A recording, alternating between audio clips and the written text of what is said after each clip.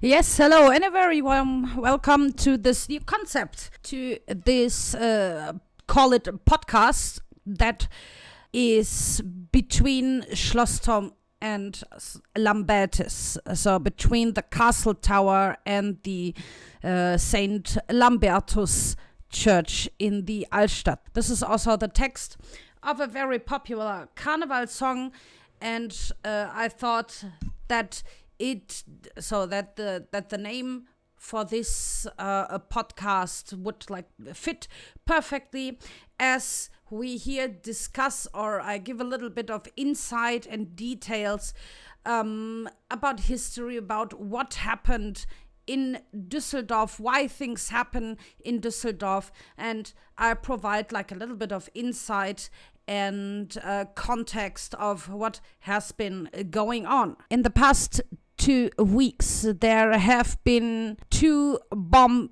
defusions. The first one was on Friday the 17th of January, Derendorf-Pempelfort, so in the northern part of the city, and the other was on the, I think it was either the 23rd or the 24th, so I think the diffusion went in the night from the 23rd to the 24th in Düsseldorf-Herd. The bombs have been found during construction works, and there was the problem, since there are so many people living in those 2 districts. Those 2 districts had to be evacuated. I think on the 17th, this went with a little bit of a problem, because the people refused to leave their homes, and therefore the diffusion of the bomb took a while, and the people could only return home the early night, so at 1 a.m. So this was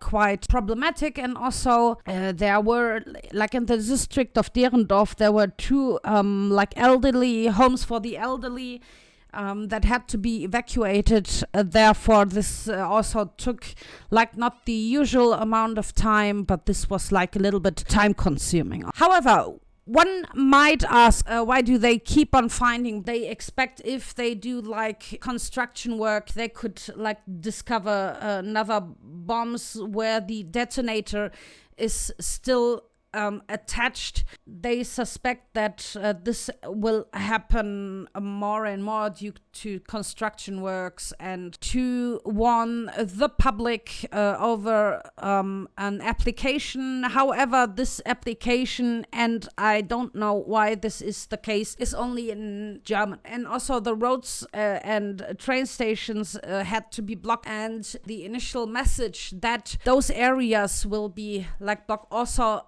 were in German only, unfortunate. The answer is obvious, is of course because of World War II. To provide a little bit more context, there were 2 airstrikes on Düsseldorf which caused a lot of damage, which you can see in the photographs provided. There was the first major attack on the night of the 1st August in 1942, and this was the 113th air raid on Düsseldorf, and was this air raid was led by the British Royal Air Force. So they dropped 14,000 stick-fire bombs, especially over the city center, Oberkassel, and the southern parts of the city. The Königsallee was also hit for the first time, and considerable damage was caused, especially in the area of Oststraße and Friedrich-Ebert-Straße, right in the city center. These airstrikes, so there were 250 victims in Düsseldorf, and about 12,000 residents were made homeless by this attack. 314 residential buildings were totally destroyed after the attack. 654 badly damaged, 1,628 medium, and 9,030 slight. So there were also various public buildings, industrial plants, army, German army, the Wehrmacht facilities that have had that were damaged. So this was like the first major attack on Düsseldorf. They wanted to, so this was like a double strategy. The airstrikes were, of course, against like weapon factories and the like, where a few of those weapon factories were actually also in Düsseldorf. Airstrikes on the residential areas were meant as like a moral bombing, so to decrease the morale of the civilians. Other really heavy air raid or airstrike was on June 12, 1943, and this was the so-called Pentecost attack. It happened during the national holiday or the religious holiday of Pentecost. The old town of Düsseldorf was chosen as the core area of the attack. So the target area for this attack, for the Pentecost attack, was essentially the densely populated city center, especially the Altstadt, the old town. So the entire attack lasted 1 hour and 20 minutes. So 1,300 explosive bombs and several hundred air mines were dropped. The roofs were also torn open by the blast of the explosion, and afterwards more than 225,000 stick fire bombs were dropped over the city area, which now fell into the open roofs and set on fire within a very short time. So within an hour, thousands of smaller building fires spread to a firestorm. In the attack districts of Derendorf, Düsseldorf Center, and the southern part of Düsseldorf, a 40 square kilometer fire sea with a total of 9,000 individual fire was created. So this was a really heavy attack. It is also said that found the bombs of this attack which hadn't exploded. It's not they did not also focus on the city center. Of course, this was important, but the district of Pempelfort and Derendorf was also chosen because there were several weapon manufacturers in this area, and they wanted to destroy the factories to prevent more weapons to be made. So this major attack killed around 600 people and wounded more than 3,000. Among other things, 16 churches, 13 hospitals, 28 schools, and several thousand residential buildings were destroyed or badly damaged. Large parts of the city center, from Derendorf, Karlstadt, Friedrichstadt, Unterbilk, Bilk, Oberbilk, and Südstadt were completely destroyed.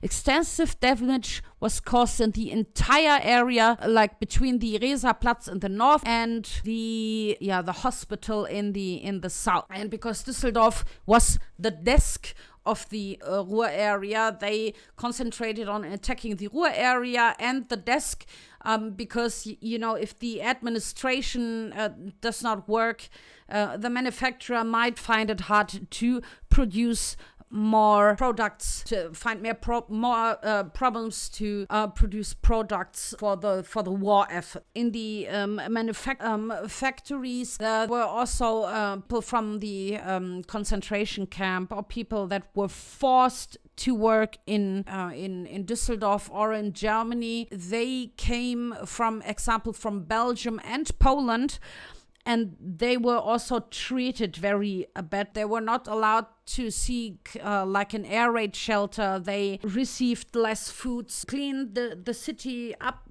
but they were also in danger because they could not seek shelter like the people living in Düsseldorf. This is a little bit inside of the bomb war on why they found why they found bombs, still active bombs in the city of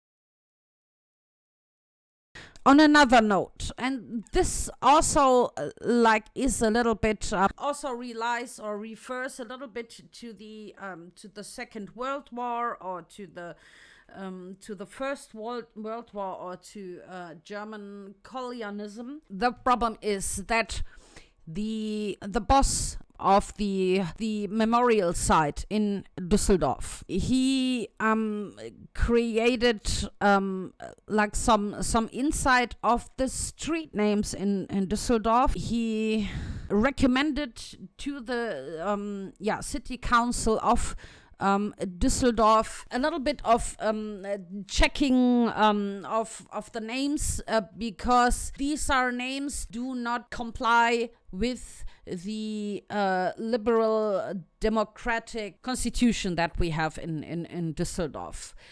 For example, so there are so many city names, so many street names. For example, the street I live in has the name of an island in the Northern Sea, so it will not be changed. However, there are in fact 12 names that bear reference to National Socialism, whether the people were allies or worked together with the Nazi regime. There are others that are associated with the building of racist churches and a racist system in East Africa.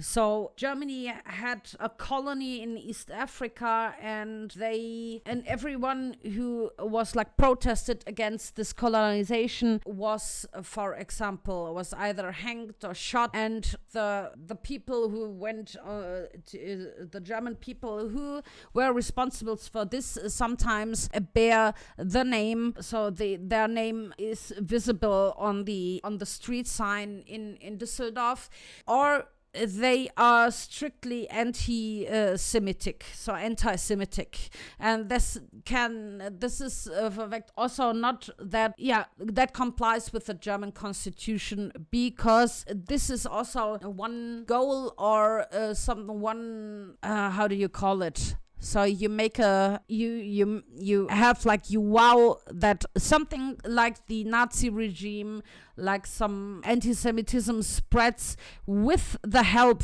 from the actual state, is totally out of the question.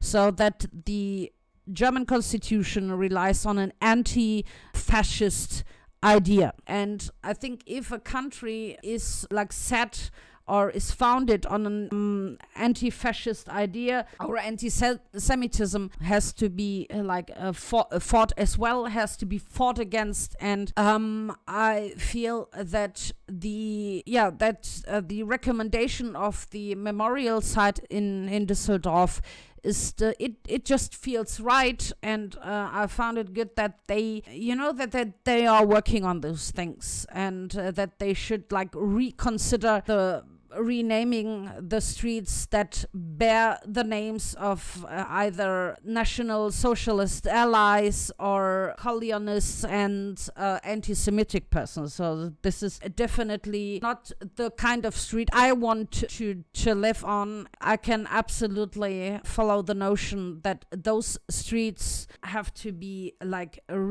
renamed. Although there are already people complaining that renaming the city, renaming the streets costs too much money, it is not worth it, and why do you even bother with those things? We have other things to worry about. And but no, there's a huge debate going on right at the moment, and but I can definitely understand it that they want to rename the city, the street names in question. So I want to know, what do you think of changing the city names? Do you think that is a very good idea to to remove any connection to anti-Semitism or nationalism and so on? And just let me know in the comments what you think, what should be done. If they change the 12 names, then it would be and if they want to begin to erase any connections to nationalism, anti-Semitism, anti-democratic notions, they should start by also giving those 12 street names, when they change it, that they should be 12 street names of women who've not only done a fair share in the city of Düsseldorf, but also which were famous in history in general, or which are related to other things. So let me know what you think of all this. Were you involved in the bomb diffusion? Did you also have to leave your home? Please leave a comment in the comment section down below. And I would say that was it for this episode, for the very first episode of this podcast. And see you the next time for another podcast with another interesting notions of German and Düsseldorf history. See you later.